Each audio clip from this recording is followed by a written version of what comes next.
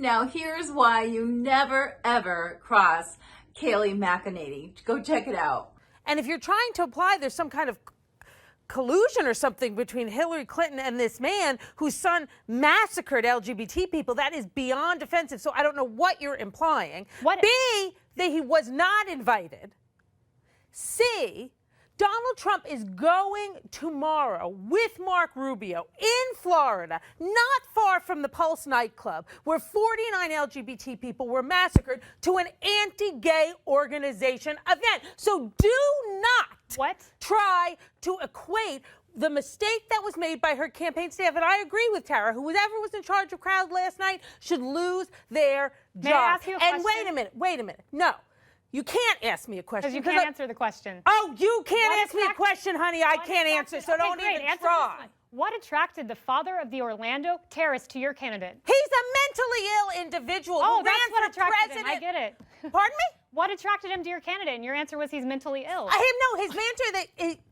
Stop smiling and smirking like it's a funny thing that there is a man in Florida whose son massacred 49 people. And that man, in my opinion, contributed to who his son was, because he is clearly mentally unbalanced, running for president of Afghanistan. What attracted so it's Kayleigh, he's a tragic individual. I have to ask this question.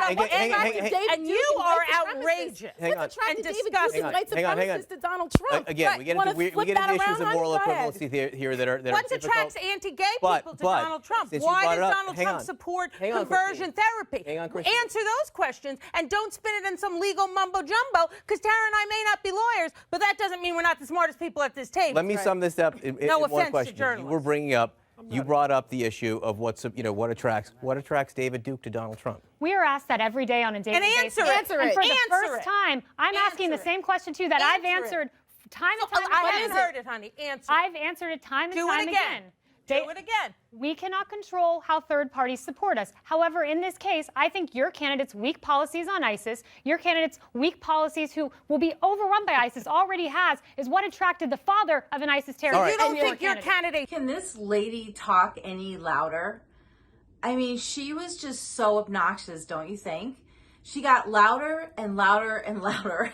And if Kayleigh was smirking or smiling, like, it's because the lady's volume and her animation and trying to get her talking points out was hysterical. I mean, it was funny. So that's why Kayleigh was laughing. At least I thought so. And when Kayleigh said that listen to this part. This is what I thought.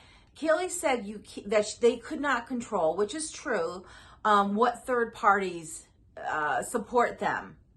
And now this lady is saying, well, yeah, I agree. The person who allowed all those people in should be fired. So if you think about it, her side is making mistakes and she is trying to dodge answering the fact that Hillary is a liar and Hillary is at fault here, by saying that they don't trust Donald Trump. Of course, it's almost like right when liberals don't have a case or a leg to stand on, they just insert Donald Trump's name, right? And then start to get personal and calling him names. You notice that all the time? But I'm sorry, this lady was obnoxiously loud, and I was smirking and laughing inside too, because how do you even try to get your point across to anyone and have a conversation when you're like screaming at the person?